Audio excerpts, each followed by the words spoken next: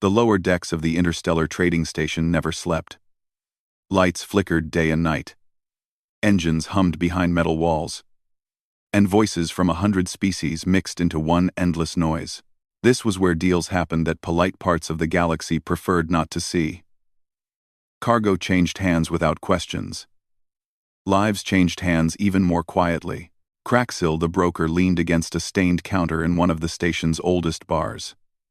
His species had 3 eyes and thick-plated skin. But right now, all 3 eyes were unfocused. An empty glass rested near his clawed hand, and another was already being poured. The liquid inside glowed faintly blue, a strong, fermented mix popular among spacers who wanted to forget where they were. Craxil laughed loudly at nothing in particular. He had already drunk far more than his body could handle, but the warmth in his chest felt good. He liked that feeling. It made the station seem friendlier. It made the noise fade away. Behind him, a small group of figures stood in silence. They were thin, tired, and dressed in worn work clothes. Their wrists carried faded marks where control bands had once been. They were refugees, though the station records did not use that word. The records called them unregistered labor assets. They did not speak. They had learned long ago that speaking without permission caused pain. A short alien with narrow shoulders leaned close to Craxil and tapped the counter. "You still offering them?"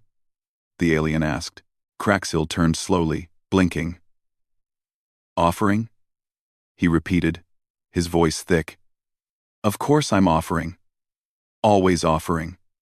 He waved one claw backward, without looking. "Strong workers, quiet, no trouble." The alien frowned.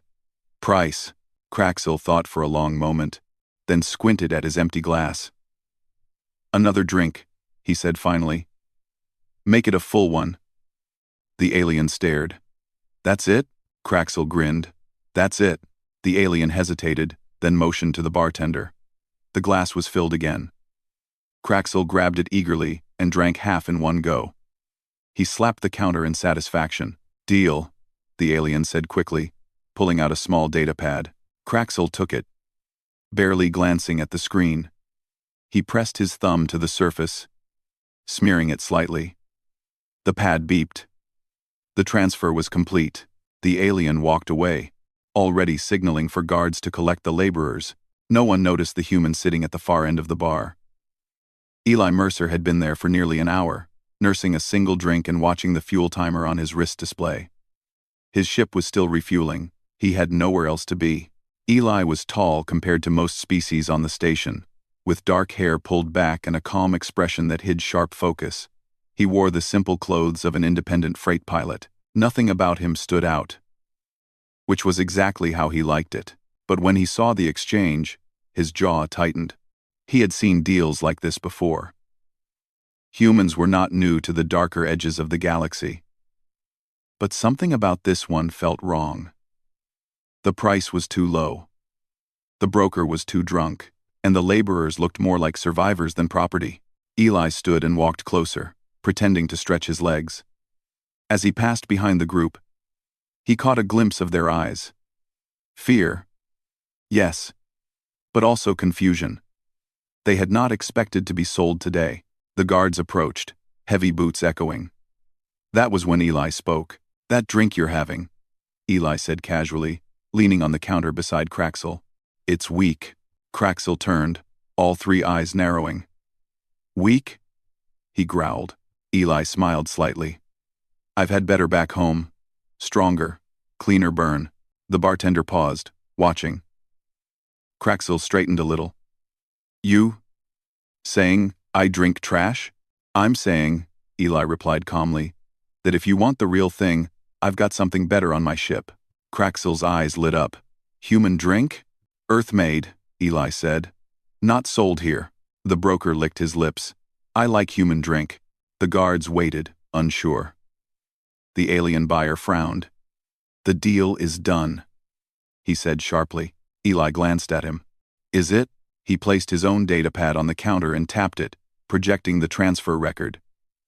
"The signature is incomplete," Eli said.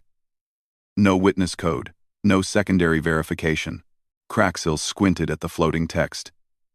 It might as well have been stars to him. What he said, he muttered, pointing at Eli. Paperwork wrong. Wrong. The buyer cursed under his breath. Fix it later. Eli shook his head. Can't. Station law. Once the asset leaves the floor, errors freeze the contract. The bartender nodded slowly. He's right. The guard stepped back, annoyed but unwilling to argue law. The buyer hissed and stormed off, promising trouble later. Craxil laughed and raised his glass. See? Still got it. Eli smiled again. Come on, I'll get you that drink.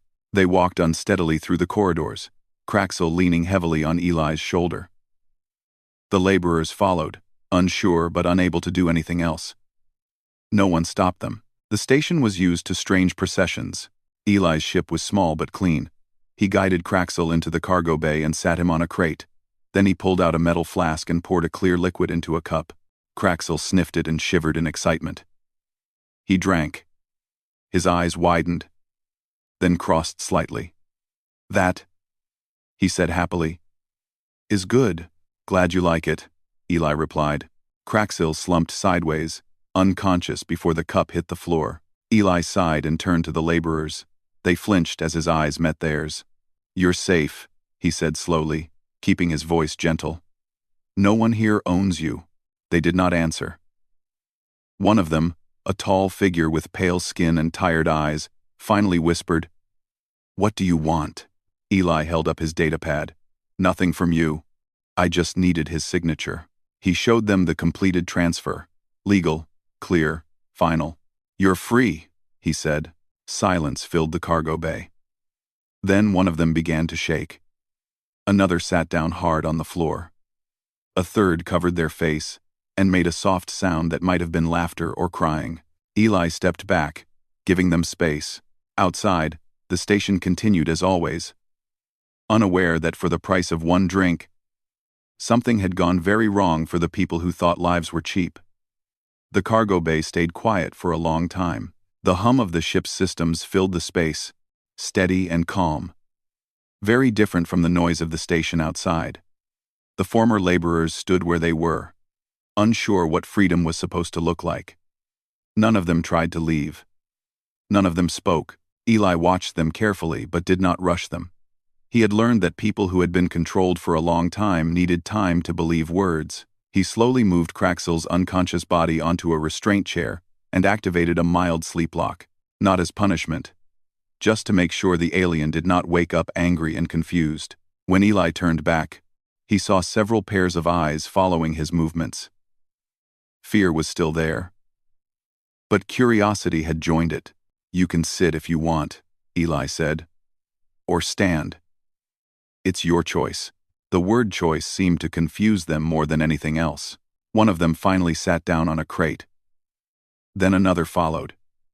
Soon they were all seated, still tense, still ready to run if needed. Eli pulled a small cooler from a wall compartment and opened it. Inside were sealed food packs and water containers. I don't know what you can eat, he said honestly, but this is basic nutrition, no additives. If you don't want it, that's fine. He placed the containers on the floor and stepped away. Several minutes passed. Then the tall one from earlier slowly reached out and picked up a water container. He examined it carefully, then drank. His shoulders relaxed slightly. That was enough. Soon the others followed. They ate slowly, like people who expected the food to be taken away at any moment. No one spoke, but the atmosphere changed. Breathing slowed. Hands stopped shaking. Eli moved to the cockpit and began checking flight paths. He did not plan to leave immediately. Sudden movement could attract attention, and attention was dangerous. But staying forever was not an option either. The station security system pinged his console. A routine check. He answered calmly, confirming his ship ID and fuel status. No alerts, no flags. The paperwork was clean. Behind him, quiet voices began to rise. He said free. One whispered. Everyone says things. Another replied softly. He showed the record. Records can change. The tall one stood and walked toward the cockpit entrance. Eli noticed, but did not turn around. "Human," the tall one said carefully. "Why?" Eli turned slowly, keeping his hands visible. "Because it was wrong," he answered simply. "That is not enough," the tall one said.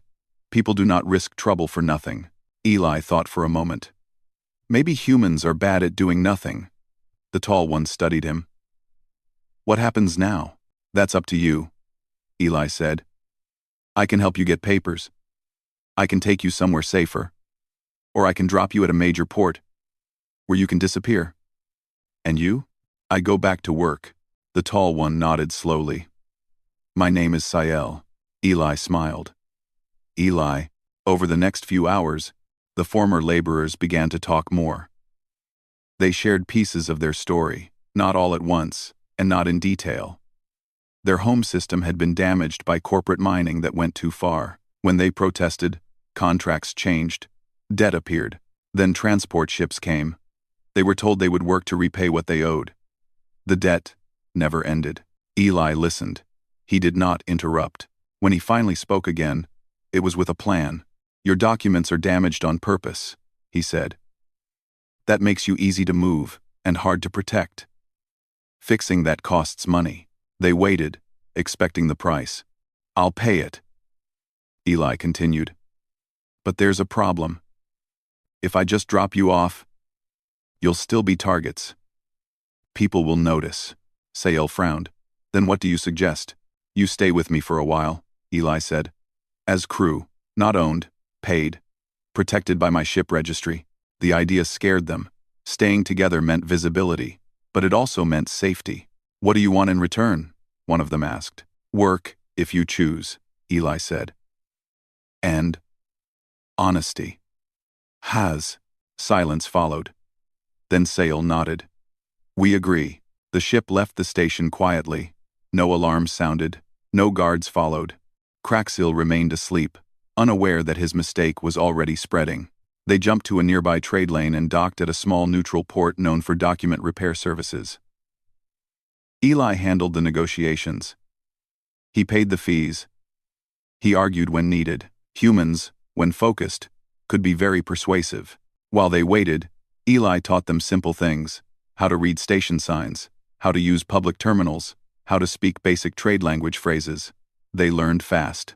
Hunger and fear had sharpened their minds. But word travels quickly in space. By the third day, Eli noticed eyes following him. Conversations stopped when he entered rooms. A message arrived on his console, unsigned, warning him to return misplaced assets. He ignored it. That night, someone attempted to lock his ship's docking clamps permanently. Eli caught it in time and filed a complaint. Officially, it was a system error. Unofficially, it was a message. The crew noticed his tension. "They are coming," Sael said quietly. "Yes," Eli replied. "Eventually. Then we will leave." Soon.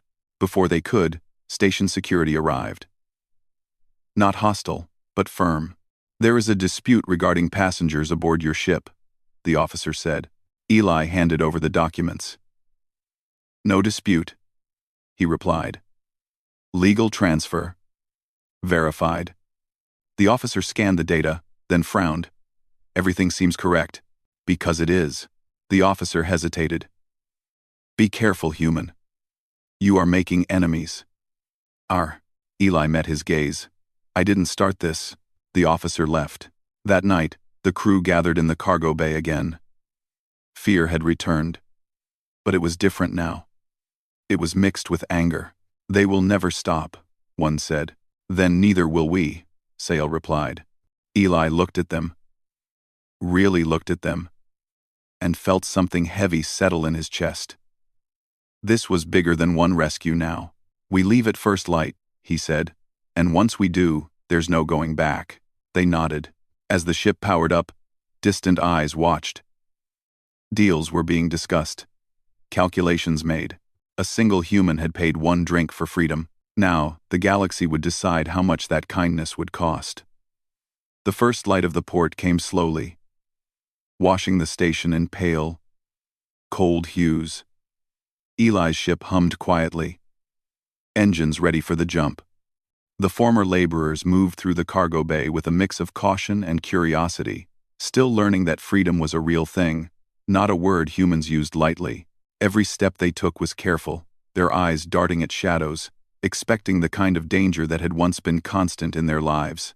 Eli stood at the controls, watching the station shrink behind them.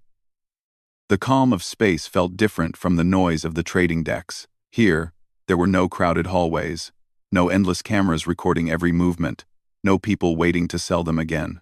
Here, the stars stretched endlessly, and that vast emptiness was both a comfort and a warning.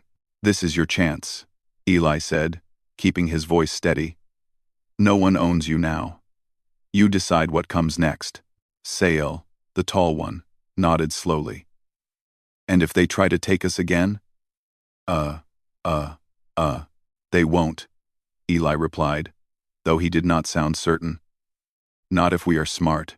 For the next few days, the ship moved quietly along trade lanes, stopping only at neutral ports.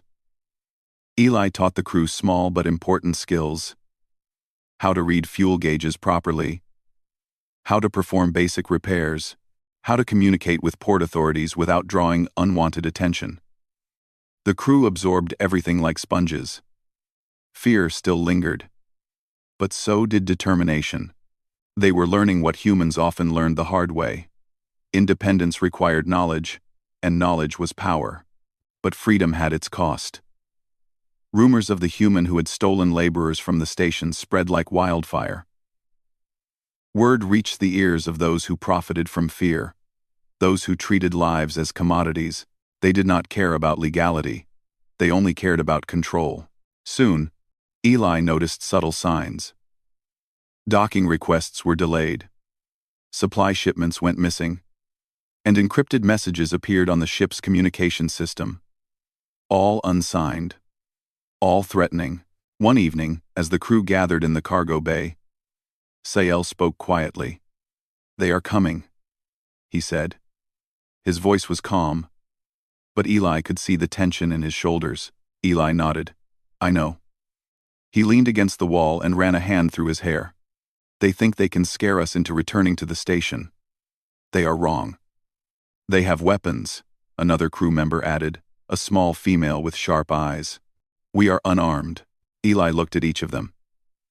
"We have brains, strategy, and the law. Sometimes that is stronger than guns." The crew listened, unsure but willing to trust him.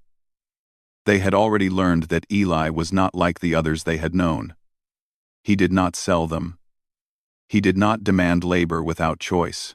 He treated them as equals, even though they were inexperienced. His fairness gave them courage, a feeling they had almost forgotten. The first sign of real confrontation came 3 days later. Eli's ship arrived at a trading hub to refuel, only to find that docking clamps had been tampered with. He noticed it immediately. Locks forced. Minor damage to structural supports. Someone wanted to trap them. Someone wanted them vulnerable. Eli calmly accessed the control panel, overriding the locks. He did not yell, did not panic. The former laborers watched silently as he worked, amazed at how quietly he handled danger. It was not the raw strength of humans that impressed them. It was patience, calculation, and calm under pressure. Once the clamps disengaged, Eli instructed the crew to stay alert. "No sudden moves. Stick to the plan," he said. "We leave tonight." That night, as the stars glimmered beyond the ship's windows, Eli received a message on a secure channel. It was brief, threatening, and unsigned. "Return your cargo, or suffer consequences." The words were meant to scare. They were meant to remind him that humans alone did not always have the advantage in the galaxy. He did not respond. Instead, he gathered his crew. "They think we will be afraid," he said. "We won't. We stick together. We move smart. And we use what they do not expect: our freedom." The crew nodded. Fear was still present, but so was something new. Trust. They had chosen to stay with Eli, not because they had to, but because he had shown them a better way to live.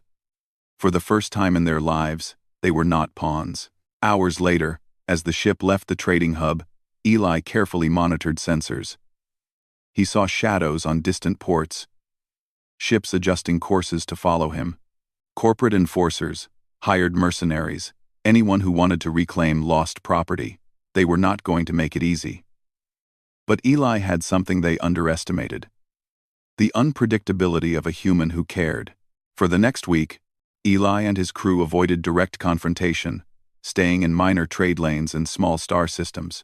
He taught them techniques to avoid detection, such as hiding ship signatures, falsifying minor records, and communicating indirectly. The crew began to feel competent, capable of independent action. Eli had given them more than freedom. He had given them skills, knowledge, and confidence. One night, while the ship traveled past a gas giant, Sale approached Eli. "Do you think they will stop?" he asked. Eli did not answer immediately. "They might not stop trying," he said finally, "but they will lose. You've learned how to move, how to survive, and how to protect yourselves. That makes you dangerous to them in ways they do not understand." Sale considered this. "We are not soldiers." "No," Eli said. "You are better. You are survivors who think. You act. You use the law, knowledge, and cleverness, instead of just force." That night, the crew gathered in the cargo bay again, not out of fear, but out of solidarity. They shared stories of their old lives. Speaking more freely than ever before, they laughed quietly, cautious but genuine. Eli watched them with a small smile. For the first time, he felt that the risk had been worth it, but the galaxy was not yet done testing them. The next day, Eli's ship received a docking request from a major station hub. Officially, it was routine, but sensors showed multiple high-speed patrols in nearby sectors. Someone was waiting. Someone wanted to challenge them. Eli called a meeting with the crew. "This is likely the first real test," he said. "We do not fight unless we must. Our goal is to stay free, to prove that we are not property. If they attack, we respond. If they try to manipulate the law, we expose it." Sale frowned. "They will come with force. Force is easy to meet," Eli said calmly. "Strategy is harder. Humans have strategy." That evening, they approached the hub cautiously, scanning continuously. As they neared, an unexpected broadcast appeared on public channels. A recording of Craxil, now sober and furious, complaining loudly about stolen assets. He named names, spoke of missing property, and demanded justice. The station reacted immediately. Security began preparations, but Eli's paperwork was flawless. Every transfer had been properly recorded, witnessed, and verified. Legal channels could not dispute it. Corporate interests could not claim ownership. Humans had used the system before, and they did it again. They turned legality into a weapon. As patrols moved closer, the crew prepared themselves. They knew that confrontation was possible. But fear had shifted. It was no longer paralyzing. It was fuel. Fuel to move, act, and survive. Eli taught them to monitor sensors, to anticipate threats, and to move quickly if necessary. The first encounter was minor. A patrol ship approached aggressively, demanding identification. Eli displayed records. The patrol hesitated, recalculating. The crew held their positions, quiet and steady. The patrol withdrew without firing. That small victory was enough to show the former laborers that courage, combined with careful planning, could hold off far stronger opponents. Eli smiled quietly. "See? It works," he said. "You are not helpless." That night, the crew gathered around a table, sharing a simple meal. Conversation was freer now. Laughter even appeared, soft but genuine. The former laborers had learned a truth humans often carried. Fear was only as strong as belief in it, and belief could be changed. The galaxy had tried to make them property, shadows, and slaves. Humans had given them something harder to take away: knowledge, skill, and hope. They were no longer just survivors. They were capable. They were clever. They were free, and that freedom, Eli knew, would make them dangerous to those who had once claimed to own them. The first serious challenge was behind them. Ahead lay the uncertain lanes of space. But for the first time, they would face it not as pawns, but as equals. Together, they were not just a crew, they were a statement. Humans give hope, and once hope is given, it spreads faster than fear. The ship glided through the silent void, stars stretching endlessly on every side. Eli sat at the controls, his hands resting lightly on the panels, his mind alert but calm. The former laborers moved quietly around the cargo bay, now more confident in their steps, more willing to speak, and even laugh quietly. The change was subtle but undeniable. They had gone from fearful shadows to crew who knew that freedom was possible and that they had a hand in shaping it. Sale approached him, holding a small tablet. "Human," he said. "The messages are increasing. They are trying everything: patrols, bribes, threats. Even other crews are being told to report us." Eli nodded. "I expected that. The more visible we become, the more they will try to control us. But that is part of the process. They think fear works. We show them that it does not." The crew gathered in the cargo bay later that day. Eli addressed them quietly, aware that eyes from the galaxy might be watching, even if no one knew where the ship would appear next. "We are not hiding," he said. "We are careful. But we are not afraid. You have learned to protect yourselves, to act together, to think ahead. That is more than most in this galaxy have. That is why we will continue, and why they will fail." The crew listened intently. Even the smallest gestures, like a nod or a quiet acknowledgement, carried meaning. They understood now that freedom was more than just escaping. It was maintaining control over your life, and no one could take that if they acted wisely. By the third day, the threats had escalated. A small flotilla of enforcement ships, hired by corporations who wanted their assets returned, moved to intercept them near a dense asteroid field. Eli calculated the odds and plotted a course that would use the field as cover. "We are not running blindly," he told the crew. "We use the terrain, our knowledge, and timing. Force is not our main weapon. Intelligence is. Force is not our main weapon." As they approached, the patrol ships detected them. Hails came through the ship's speakers. Demands, threats, promises of severe consequences.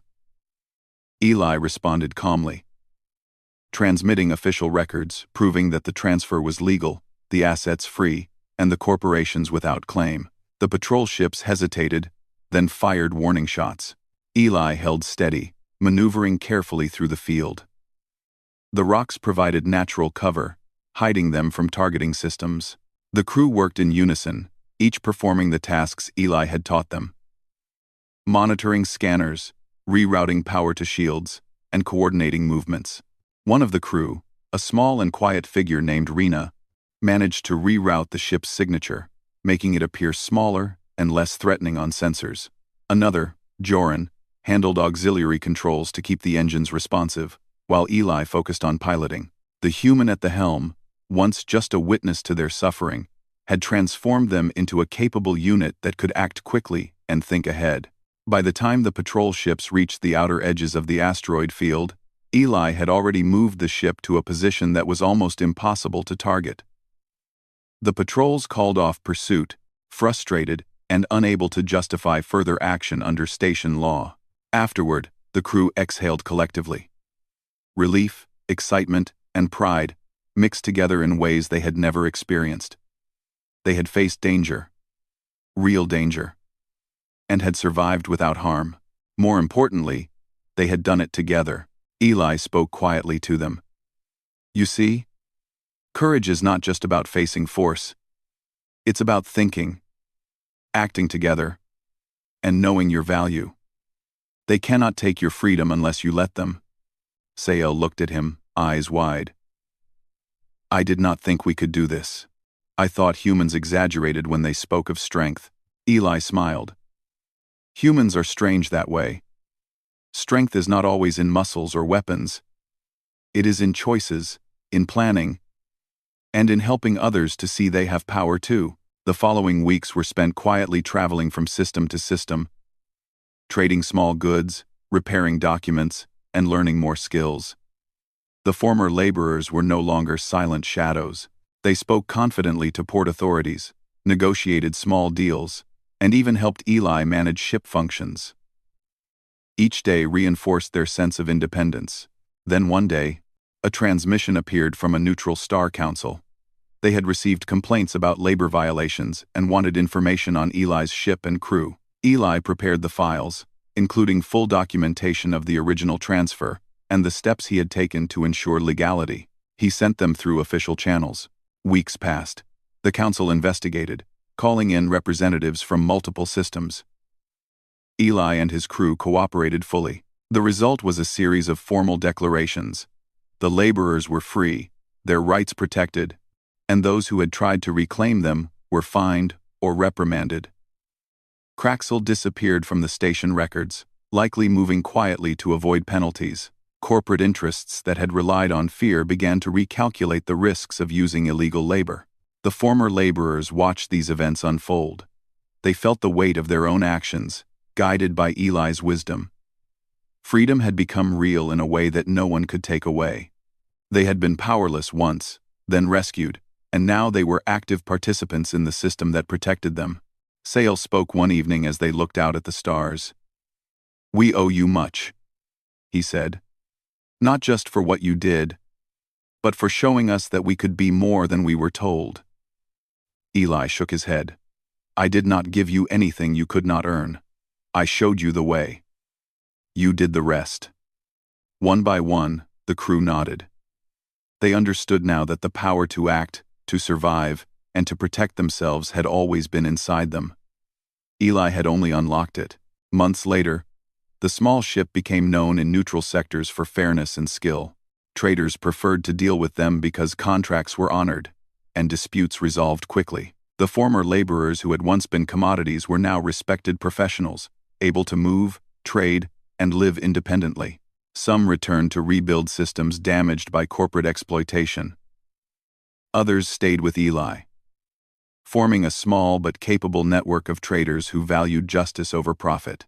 The galaxy began to hear stories, small whispers first, then louder accounts, of a human who had intervened for nothing but fairness, of former laborers who became skilled traders, and of a small crew who had faced the might of corporations and survived without surrender.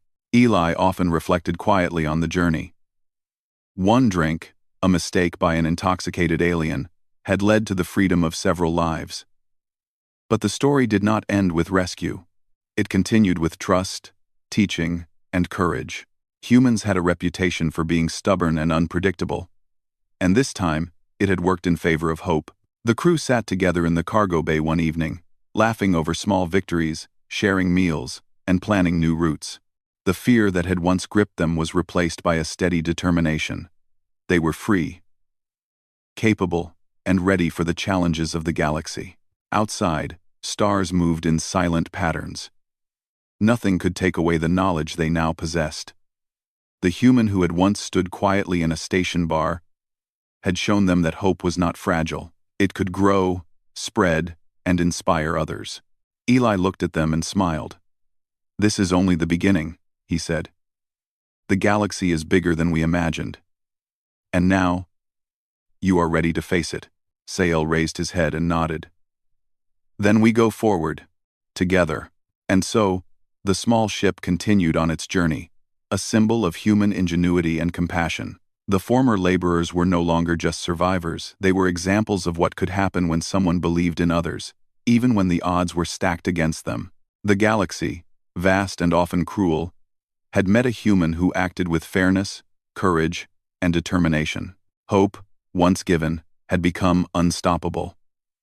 The story of a drink, a legal mistake, and a brave human spread quietly across systems, reminding all who heard it that even in darkness, humans could shine, and those they helped could rise to heights they had never imagined.